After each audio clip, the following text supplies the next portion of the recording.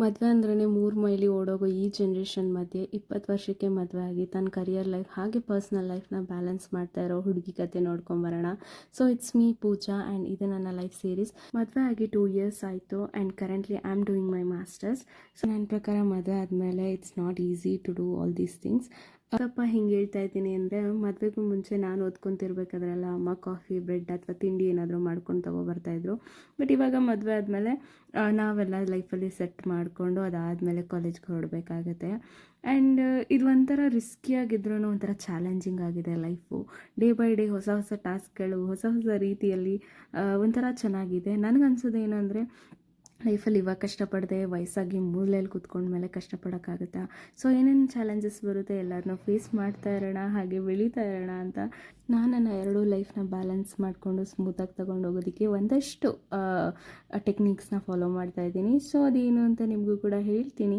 ನೀವು ನನ್ನ ಇನ್ಸ್ಟಾಗ್ರಾಮಲ್ಲಿ ಫಾಲೋ ಮಾಡಿಕೊಂಡು ನನ್ನ ಯೂಟ್ಯೂಬ್ ಚಾನಲ್ಗೆ ಸಬ್ಸ್ಕ್ರೈಬ್ ಮಾಡ್ಕೊಳ್ಳಿ. ಸೊ ದಟ್ ನಾನು ಹಾಕೋ ಪ್ರತಿಯೊಂದು ವೀಡಿಯೋಸ್ ನಿಮಗೆ ರೀಚ್ ಆಗುತ್ತೆ.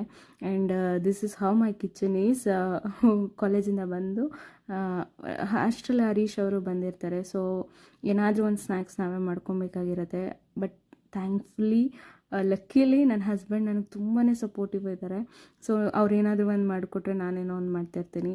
ಹೀಗೆ ಕಾಫಿ ಟೀ ಮಾಡಿಕೊಂಡು ಸದ್ಯಕ್ಕೆ ಇವಾಗ ನಾನು ಕಾಲಿಫ್ಲವರ್ 65 ಮಾಡಿದ್ದೀನಿ. ನಿಮಗೆ ರೆಸಿಪಿ ಏನಾದರೂ ಬೇಕು ಅಂತ ಅಂದರೆ ಕಮೆಂಟ್ ಸೆಕ್ಷನಲ್ಲಿ ತಿಳಿಸಿ. ಇಲ್ಲಿ ನಾನು ರಾತ್ರಿ ಊಟಕ್ಕೆ ಮಸೊಪ್ಪು ಸಾಂಬಾರು ಮಾಡ್ಕೊಳ್ಳೋಣ ಅಂತ ಹೇಳಿ ಸೊಪ್ಪು ತರಕಾರಿ ಎಲ್ಲ ಹಾಕಿ ಒಂದೇ ಸರಿ ಕೂಗಿಸ್ಕೊಂಡ್ಬಿಡ್ತೀನಿ. ಅದಾದಮೇಲೆ ಇದಕ್ಕೆ ರುಬ್ಬಿ ಒಗ್ಗರಣೆ ಕೊಟ್ಟರೆ ಮಸೊಪ್ಪು ಸಾಂಬಾರು ರೆಡಿ ಆಗಿಬಿಟ್ಟಿರುತ್ತೆ. ತುಪ್ಪ ಜೊತೆ ಸಖತ್ ಕಾಂಬಿನೇಷನ್ ಆಗಿರುತ್ತೆ. ಹಾಗೆ ಒಂದಷ್ಟು ಐಟಮ್ಸ್ನ ನಾನು ಮೀಶೋಯಿಂದ ಪರ್ಚೇಸ್ ಮಾಡಿದ್ದೆ. ಅದೇನೇನು ಅಂತ ತೋರಿಸ್ತೀನಿ. ಸೊ ಸ್ಯಾರಿಗಳನ್ನ ಹಾಕೋದಕ್ಕೆ ಅಂತ ಹ್ಯಾಂಗರ್ಸ್ನ ತೊಗೊಂಡಿದ್ದೆ. ಆ್ಯಂಗರ್ಸ್ ಅಂತೂ ಎಷ್ಟಿದ್ರೂ ಸಾಕಾಗೋದೇ ಇಲ್ಲ ಮನೆಯಲ್ಲಿ. ಆ್ಯಂಡ್ ರೀಸೆಂಟಾಗಿ ನಾನು ಮೀಶೋದಲ್ಲಿ ಒಂದು ಬ್ಲೌಸ್ನ ಪರ್ಚೇಸ್ ಮಾಡಿದ್ದೆ. This purple colour full length netted blouse. ಆದಷ್ಟು ನಾನು ಮೀಶೋದಲ್ಲಿ ಕ್ಲಾತ್ಸ್ನ ಪರ್ಚೇಸ್ ಮಾಡೋದನ್ನು ಅವಾಯ್ಡ್ ಮಾಡ್ತೀನಿ. ಏಕೆಂದರೆ ನನಗೆ ಸ್ವಲ್ಪ ಭಯ ಇರುತ್ತೆ. ಒಂದು ಸರಿ ನಾನು ಆರ್ಡರ್ ಮಾಡಿ ನನಗೆ ಅದು ಅಮೌಂಟ್ ಕೂಡ ರಿಫಂಡ್ ಆಗಲಿಲ್ಲ ಕ್ಲಾತ್ನ ರಿಟರ್ನ್ ಮಾಡಾದಮೇಲೆ. ಸೊ ಇದೆಲ್ಲ ಇಶ್ಯೂಸ್ ನೋಡಾದ್ಮೇಲೆ ನಾನು ಸ್ವಲ್ಪ ಮೀಶೋದಲ್ಲಿ ಕ್ಲಾತ್ಸ್ನ ತೊಗೊಳೋದು ನಿಲ್ಲಿಸಿದ್ದೀನಿ.